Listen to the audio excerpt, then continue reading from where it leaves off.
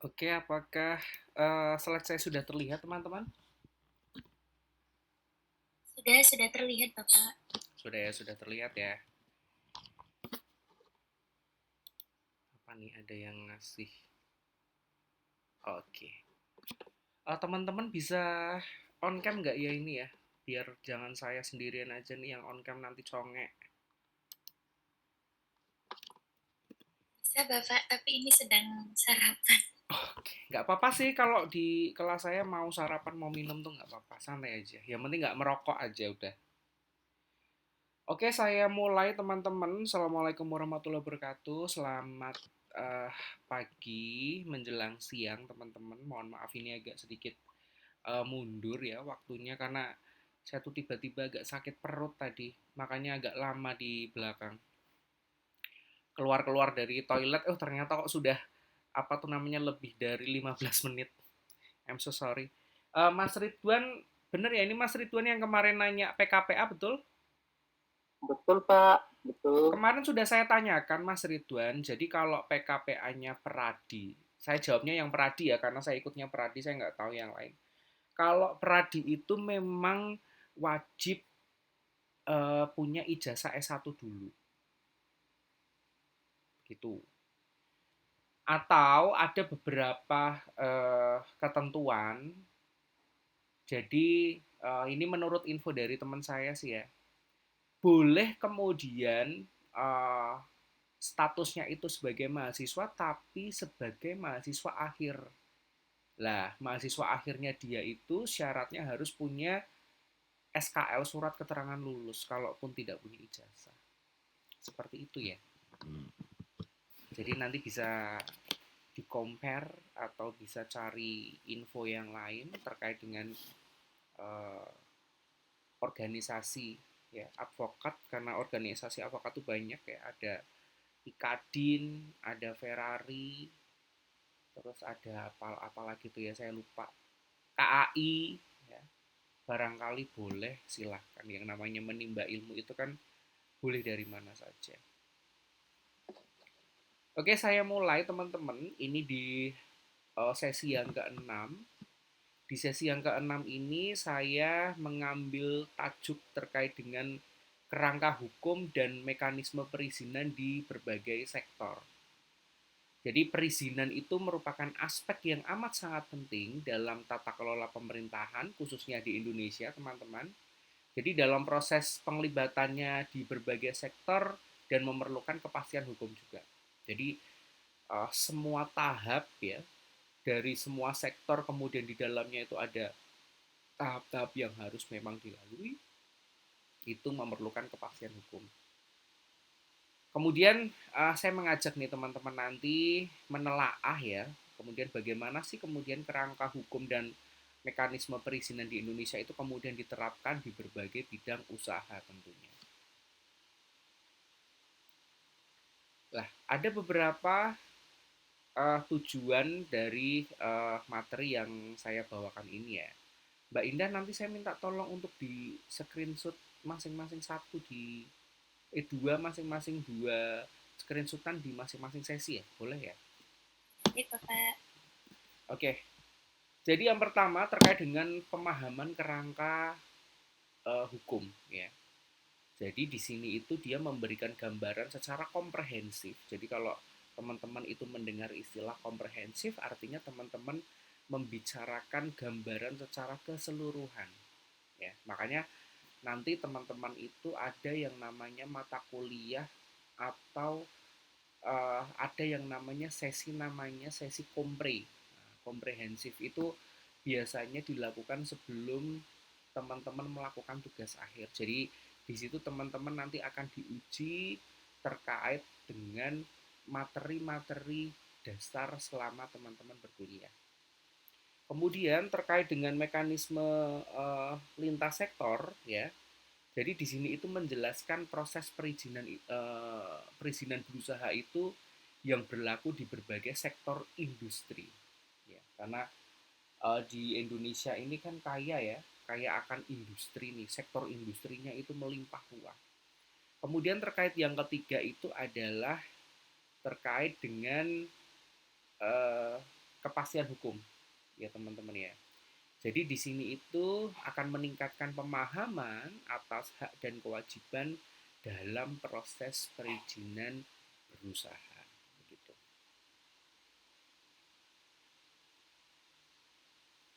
Kemudian ada definisi perizinan berusaha yang perlu teman-teman pahami ya, bukan teman-teman hafalkan tapi teman-teman pahami. Jadi menurut pengertian undang-undang ya, perizinan berusaha itu adalah legalitas yang kemudian diberikan kepada pelaku usaha untuk memulai dan menjalankan kegiatan bisnis. Ingat-ingat ya, kalau ada perizinan berusaha, berarti itu kaitannya dengan legalitas. Ini kira-kira selain Mbak Indah, ada yang bisa open cam nggak ya? Jadi biar saya tuh nggak seakan-akan ngomong dengan layar atau seakan-akan saya tidak berbicara dengan layar. Boleh? Yes. Oke. Ada Mas Aprianto, ada Mas Ridwan, juga ada Mbak Indah. Diingat-ingat ya tadi, kalau kita berbicara masalah perizinan, artinya kita sedang berbicara hal yang terkait dengan legalitas. Ya. Legalitas apa? Legalitas yang kemudian diberikan kepada pelaku untuk memulai dan menjalankan kegiatan usaha. Nah, definisi ini itu sudah tercantum di peraturan atau undang-undang yang baru nih. Di Undang-Undang Cipta Kerja nomor 11 tahun 2020 ada di pasal 1 ayat 4. Kemudian terkait dengan fungsi izin, izin itu berfungsi sebagai instrumen pengawasan pemerintah terhadap aktivitas masyarakat. Jadi di situ peran pemerintah itu sangat vital sekali teman-teman. Karena dia apa? Dia akan mengawasi aktivitas masyarakat yang kemudian dia melakukan kegiatan usaha tentunya. Perizinan ini kemudian memastikan kepatuhan usaha terhadap standar yang telah ditetapkan oleh regulasi. Jadi harus sesuai nih dengan standar, harus sesuai nih kemudian dengan regulasi yang ada. Jadi kemudian tidak asal nabrak sana sini. Ada ketentuan-ketentuan, kemudian ada poin-poin yang memang harus dilaksanakan. Seperti itu. Nah, kemudian dasar hukum perizinan di Indonesia tuh apa aja sih? Nah, ini sekedar teman-teman tahu saja, tidak usah dihafalkan. Yang pertama itu pasti terkait dengan Undang-Undang Cipta Kerja 11 tahun 2020, kemudian PP nomor 5 2021, kemudian peraturan turunannya itu ada di peraturan menteri terkait dengan implementasi. Implementasi itu artinya apa sih? Implementasi itu artinya adalah sebuah penerapan. Ya. Lah, kemudian ada beberapa prinsip-prinsip modern nih. Prinsip-prinsip perizinan modern, mohon maaf. Yang pertama, integrasi secara digital. Jadi layanan perizinan itu sekarang berbasis digital atau secara elektronik. Sebenarnya teman-teman sekarang itu amat sangat dimudahkan dengan adanya integrasi digital ya. Teman-teman nggak usah yang namanya repot-repot datang ke kantor dinas pelayanan terpadu satu pintu. Cukup upload dari rumah saja. Yang penting teman-teman paham terkait dengan berkas-berkas apa saja sih yang kemudian dibutuhkan. Kemudian sederhana lalu cepat. Jadi prosedur ini kemudian disederhanakan sedemikian rupa untuk apa? Untuk efisiensi, untuk penghematan. Ya, jadi teman-teman nggak usah ngeprint ya teman-teman ya, cukup difoto. Sekarang kan enak banget tuh. Jadi difoto, teman-teman difoto, di scanner ya kan, kemudian dibentuk PDF atau dibentuk file sesuai yang kemudian diinginkan. Biasanya kalau nggak bentuknya itu PDF kan bentuknya biasanya ke JPEG gitu ya, untuk dokumen-dokumen yang kemudian diperlukan. Sekarang kalau teman-teman mau menggabungkan file PDF juga gampang, teman-teman tinggal klik Google, kemudian gabung PDF, udah teman-teman tinggal menggabung-gabungkan aja, kemudian nanti di-download. Lah kemudian ada poin yang ketiga, selain tadi ada integrasi digital, sederhana dan cepat, kemudian ada berbasis resiko. Berbasis resiko di sini itu adalah tingkat pengawasan sesuai dengan resiko usaha. Ini dia. Jadi, tidak akan mungkin sama terkait dengan pengawasannya pabrik industrinya pabrik tahu dengan pabrik plastik yang kemudian skalanya besar. Jadi ada pengawasan sesuai dengan resiko usaha.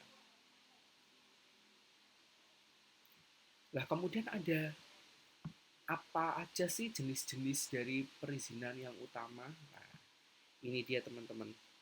Jenis-jenis perizinan utama yang pertama itu adalah perizinan usaha.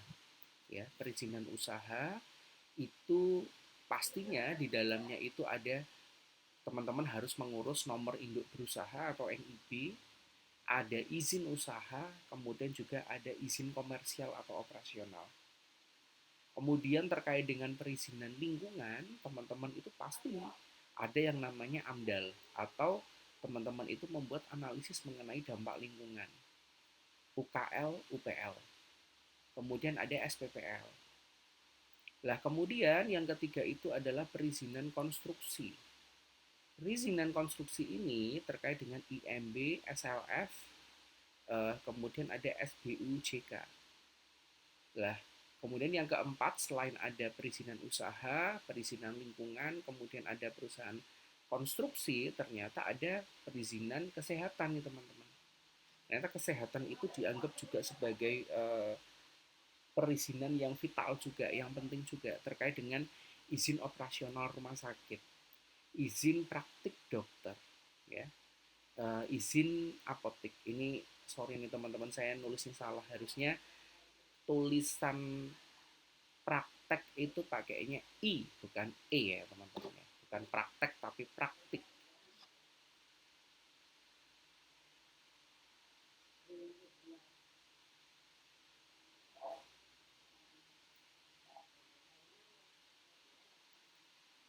Kemudian terkait dengan mekanisme OSS atau RBA ya, OSS RBA di sini online single submission. Jadi yang pertama itu adalah pendaftaran akun. Saya yakin ya teman-teman di sini pastinya sudah pernah yang namanya kemudian uh, mengajukan izin atau mengajukan hal-hal yang terkait dengan perizinan ya. Jadi melakukan pendaftaran akun dulu.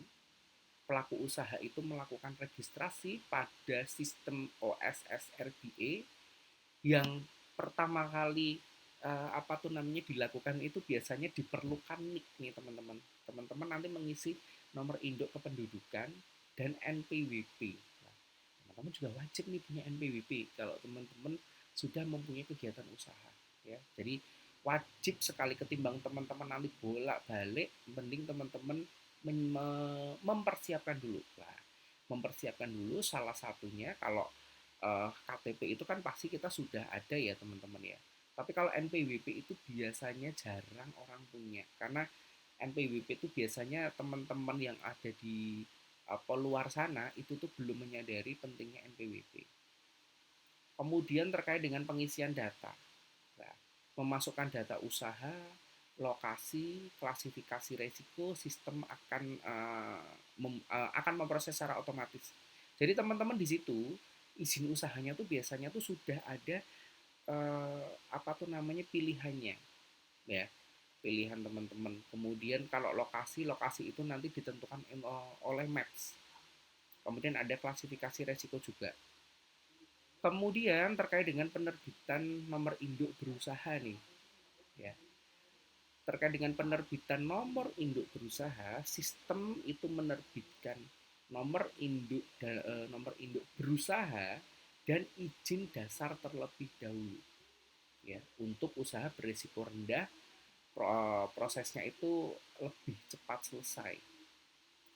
Kemudian terkait dengan pemenuhan komitmen, ya. Terkait dengan pemenuhan komitmen di sini itu adalah usaha resiko menengah sampai tinggi itu harus mempunyai syarat tambah untuk verifikasi. Nah, itu dia. Syarat tambah untuk melakukan verifikasi. Kemudian terkait dengan perizinan di sektor industri manufaktur. Jadi di sini nomor induk bidang, nomor induk berusaha, sorry, ini malah jadi kayak sertifikat ya, ingatnya sertifikat ini. Nomor induk berusaha dan sertifikat standar. Yang pertama itu terkait dengan pengurusan nomor induk berusaha itu tadi dan sertifikat standar sebagai prasyarat yang utama. Nanti teman-teman akan diminta untuk mengisi aplikasi. Kemudian yang kedua itu izin mendirikan bangunan atau IMB. Pengajuan IMB untuk fasilitas produksi dengan dokumen teknis. Ya teman-teman ya. Kemudian terkait dengan izin lingkungan. Izin lingkungan itu terkait dengan pemenuhan analisis mengenai dampak lingkungan, UKL atau UPL sesuai dengan skala dampak dari industri. Ini juga menjadi sebuah rangkaian yang amat sangat penting juga nih teman-teman terkait dengan pemenuhan terkait dengan AMDAL atau analisis mengenai dampak lingkungan. Jadi nanti teman-teman itu membuat kajian yang tebal. Saya tuh soalnya dulu juga kayak gitu, membuat kajian yang tebal gitu. Kemudian izin usaha industri ya. Di sini itu terkait dengan penerbitan IUI ya setelah verifikasi kelayakan teknis dan administrasi. Kemudian terkait dengan sektor kesehatan, itu yang pertama adalah pendaftaran OSS ya. Kemudian izin operasional, kemudian evaluasi secara berkala ya. Jadi kalau tadi terkait dengan pendaftaran OSS itu kegiatan usahanya itu memperoleh nomor induk berusaha untuk apa? Untuk Faskes, untuk fasilitas kesehatan terlebih dahulu. Yang kedua tadi izin operasional, verifikasi dinas kesehatan setempat lah. Verifikasinya itu apa sih? Biasanya dilakukan matching data, ya, match data. Kemudian dari dinas kesehatan itu biasanya melakukan peninjauan langsung terlebih dahulu. Kemudian terkait dengan evaluasi secara berkala. Nah, pembaruan izin itu dilakukan setiap 5 tahun. Bahkan ada yang secara 3 tahun. Ya, tergantung dari masing-masing daerah. Karena sekarang itu walaupun sudah ada Undang-Undang Cipta Kerja, tapi kita tidak bisa memungkiri bahwa kita tidak bisa melupakan yang namanya otonomi daerah. Gitu ya. Kemudian terkait dengan akreditasi ternyata. Jadi penilaian standar oleh KARS. Jadi ada lembaga tersendiri itu yang kemudian memberikan penilaian nih. Dia sebagai apa? Dia sebagai pemangku kepentingan. Layak atau tidak. Kemudian apa yang sekiranya perlu diperbaiki. Apa yang selayaknya perlu ditingkatkan. Kemudian masukan-masukan apa saja, kritikan-kritikan apa saja yang kemudian bisa untuk membangun sebuah sektor kesehatan yang kemudian ideal. Seperti itu. Kemudian ada perizinan di sektor lingkungan hidup nih teman-teman. Ya, perizinan di sektor lingkungan hidup ini itu yang pertama terkait dengan screening awal. Penentuan wajib analisis mengenai dampak lingkungan ya, atau teman-teman bisa cukup dengan UKL dan UPL. Jadi kalau UKL dan UPL itu teman-teman itu biasanya lebih ringkas berdasarkan dampak dari lingkungan. Kemudian terkait dengan yang kedua, penyusunan dokumen. Jadi pembuatan dokumen lingkungan itu dilakukan oleh konsultan yang sudah tersertifikasi oleh KLHK. Ya, Kementerian Lingkungan Hidup tuh, ya KLHK ya. Kemudian terkait dengan sidang komisi analisis mengenai dampak lingkungan. Ya. Jadi presentasi dan evaluasi dokumen ya yang kemudian disajikan oleh para pakar dan masyarakat terdampak. Ternyata perlu yang namanya penglibatan masyarakat terdampak loh teman-teman. Ya. Kemudian terkait dengan penerbitan izin lingkungan. Ya, penerbitan izin lingkungan. Jadi dasar untuk melanjutkan ke perizinan berusaha lainnya. Itu dia. Kemudian terkait dengan sektor pariwisata dan hospitality ya. Jadi terkait dengan hal tersebut itu ada yang namanya tanda daftar usaha pariwisata TDUP ya. Ini kemudian wajib dimiliki oleh semua usaha di bidang pariwisata, diproses melalui Dinas Pariwisata. Jadi ini juga ada andilnya nih Dinas Pariwisata ya. Kemudian terkait dengan persetujuan teknis bangunan. Saat kita membicarakan persetujuan teknis bangunan artinya mencakup apa? Mencakup aspek tata ruang, ada keamanan, ada kebakaran. Ini dia. Wajib untuk hotel dan restoran. Jadi memang sektor pariwisata di kita itu kan amat sangat maju sekali teman-teman. Mana ada yang kemudian tidak ada kegiatan wisata, ya kan? Sekarang yang namanya manusia itu berbondong-bondong untuk hanya sekedar berwisata. Mereka dengan berbagai alasan, ada yang ingin healing, ada yang ingin refreshing gitu. Walaupun ekonomi kita melemah, tapi kegiatan wisata itu amat sangat itu loh teman-teman, amat sangat menonjol sekali. Jadi lebih baik kemudian mereka tidak membayar hutang ya dibandingkan mereka tidak ikut wisata. Ini kemudian banyak sekali saya lihat. Katanya kan ngeluhnya, aduh nggak punya duit buat makan susah, buat ini susah. Tapi kalau buat wisata, mereka itu akan menyisihkan teman-teman. Itu dia yang kemudian menjadi tanda tanya nih. Ada apa sih dengan masyarakat Indonesia sekarang ini? Kemudian terkait dengan sertifikasi standar usaha, ya. Jadi di sini itu akan ada klasifikasi bintang untuk hotel dan tanda kelayakan untuk restoran diperbarui setiap 3 tahun sekali. Jadi ada sirkulatnya, ya. Setiap 3 tahun sekali itu harus ada klasifikasi bintang, ya. Jadi dilihat dari standarnya nih. Apakah bintangnya itu nanti bisa naik? Gitu kan? Kan ada ya hotel yang namanya bintangnya 1 sampai kemudian 7 ya. Nah, nanti dilihat apakah kemudian yang bintang 2 ini itu nanti bisa naik ke selanjutnya, bisa naik ke 3 atau ke 4 ya. Karena memang apa tuh namanya secara pelayanan baik, kemudian secara fasilitas baik ya. Secara legalitas juga memang terpenuhi. Kemudian tanda kelayakan untuk restoran lah. Jadi ada nih restoran-restoran yang dianggap memang ada standarisasinya. Ya, tanda kelayakan ini tadi. Kemudian dua poin tersebut itu akan diperbarui setiap 3 tahun sekali.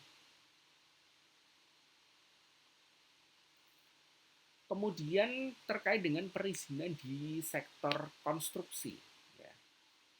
Yang pertama itu ada yang namanya sertifikat badan usaha jasa. Konstruksi diperlukan untuk semua kontraktor. Jadi apa tuh namanya harus ada SIM-nya nih, ya. Surat izinnya dulu.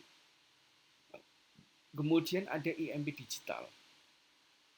IMB kini itu diproses secara elektronik dan terintegrasi. Jadi enak nih teman-teman kalau teman-teman mau ngurus IMB sekarang itu. Nggak perlu kayak zaman saya dulu kemudian, aduh harus pergi ke kantornya, harus tinjauan, harus ini, harus itu. Males, wah ini bikin males. Karena tidak diefisiensikan. Kemudian terkait dengan sertifikat layak fungsi. Nah ini teman-teman, kalau teman-teman mendengar istilah kata layak, layak itu artinya layak ya teman-teman ya. Saya tuh ingat banget ini mata pelajaran bahasa Indonesia saya dulu kelas 2 SMP. Jadi apa tuh namanya persamaan kata. Layak sama dengan layak. Jadi boleh kalau teman-teman menggunakan istilah layak ya. Menggunakan istilah layak untuk mengganti istilah layak. Sertifikat layak fungsi itu menjamin keamanan struktur bangunan. Kemudian ada sertifikat kompetensi ya. itu untuk tenaga ahli dan terampil konstruksi. Jadi di sini tuh ada sertifikatnya tersendiri terkait dengan kompetensi yang kemudian dimiliki oleh si TA ini ya. TA itu adalah tenaga ahli. Kemudian ini ada perizinan di sektor transport ya, perizinan di sektor transportasi. Jadi hal ini itu terkait dengan jenis-jenis transportasi. Jadi ada klasifikasinya tersendiri nih teman-teman ya. Ada klasifikasi terkait dengan angkutan umum, angkutan barang, transportasi laut, dan penerbangan. Jadi kalau angkutan umum itu jenis izinnya itu pasti yang namanya izin trayek. Teman-teman pasti sudah pernah melihat dan mendengar ya istilah yang namanya izin trayek. Kemudian instansi penerbitnya itu siapa sih? Instansi penerbitnya itu adalah di subkota atau kabupaten. Kemudian ada angkutan barang ya. Angkutan barang ini jenis izinnya itu adalah izin operasional ya, izin operasional. Kemudian instansi yang kemudian sebagai penerbit itu siapa? Sebagai penerbit itu adalah dinas provinsi pastinya. Nah, kemudian terkait dengan jenis transportasi laut, itu jenis usahanya itu adalah Siupal. Nah, kemudian instansi penerbitnya itu adalah Kemenhub. Kemudian kalau penerbangan itu sertifikasi AOSI, itu yang menerbitkan itu adalah Dirjen Perhubungan Udara. Lah kemudian ada tantangan dan permasalahan dalam implementasinya itu bagaimana atau apa saja. Yang pertama itu adalah tumpang tindih regulasi. Masih terdapat konflik antara peraturan pusat dan peraturan daerah. Jadi di beberapa perda itu belum harmonisasi dengan Undang-Undang Cipta Kerja. Inilah teman-teman perlunya sinkronisasi dan harmonisasi terkait dengan undang-undang pusat maupun undang-undang yang ada di daerah. Jadi jangan kemudian daerah itu membuat suatu aturan itu tanpa mengharmonisasikan atau tanpa memadupadankan terkait dengan peraturan yang ada di atasnya. Dalam hal ini itu adalah peraturan pusat. Kan pastinya daerah itu kan membuat suatu peraturan itu kan acuannya berdasarkan peraturan yang ada di pusat. Gak mungkin kemudian dia hanya membuat aturan seenak udelnya sendiri. Kan gak mungkin tuh. Kemudian terkait dengan keterbatasan sumber daya manusia dan teknologi. Ya. Jadi banyak daerah yang kemudian belum siap untuk menerima infrastruktur dan sumber daya yang mumpuni. Jadi koneksi internet juga jadi kendala utama. Jadi kadang-kadang nih teman-teman ya, infrastruktur yang kemudian maju itu juga belum tentu kemudian bisa diterima.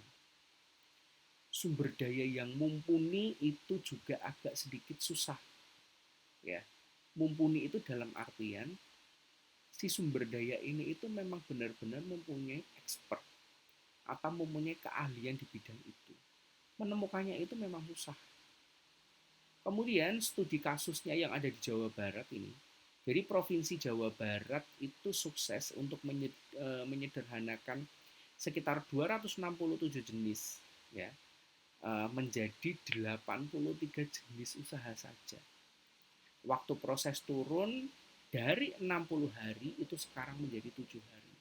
Jadi 7 hari itu sudah include dengan yang namanya peninjauan secara langsung. Begitu teman-teman. Lah rekomendasi dan penutup dari saya itu adalah yang pertama harus ada sebuah sinergi pusat dan daerah. Harmonisasi peraturan pusat dan daerah dengan koordinasi yang intensif tentunya. Digitalisasi total, kemudian integrasi semua sistem perizinan dalam satu platform nasional. Yang ketiga itu adalah peningkatan kapasitas. Jadi pelatihan sumber daya manusia dalam penyediaan infrastruktur teknologi di daerah. Jadi di sini itu adalah yang ketiga itu adalah pemerataan ya teman-teman. Pemerataan terkait dengan pelatihan dan penyediaan. Jadi minimal itu disamakan dulu. Sebelum kemudian diberikan itu harus ada yang namanya persiapan terlebih dahulu. Jangan kemudian daerah itu belum siap tiba-tiba langsung dikasih brek, ya sudah kaget. Ibarat kata tuh kalau ada seseorang yang kemudian itu membutuhkan obat, tidak mungkin dia akan diberikan obat dengan dosis tinggi langsung. Dosisnya kan kemudian disesuaikan dulu, dikasih yang rendah dulu. Mungkin kalau yang rendah itu kemudian tidak ada perubahan, baru nanti dosisnya itu nanti ditambahi. Begitu juga rekomendasi yang ini. Jadi adanya peningkatan kapasitas itu adalah SDM-nya kemudian dipersiapkan dulu nih. Kemudian dibekali. Jadi SDM-nya pun itu bukan SDM yang sembarangan atau asal-asalan. SDM di sini itu berarti memang SDM-nya adalah SDM yang terampil.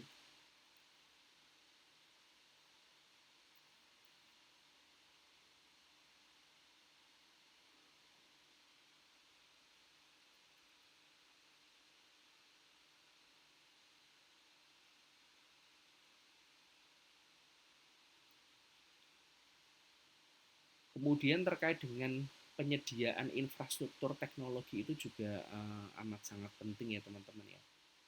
Infrastruktur teknologi yang kemudian ada di daerah itu juga memang perlu disiapkan, tapi memang penyediaan infrastruktur itu pasti akan menggandeng yang namanya sumber daya manusia, yang kemudian sumber daya manusianya itu harus yang berkualitas. Begitu teman-teman untuk yang di sesi ke-6 ini. Kita nanti akan lanjut di sesi yang ke-7.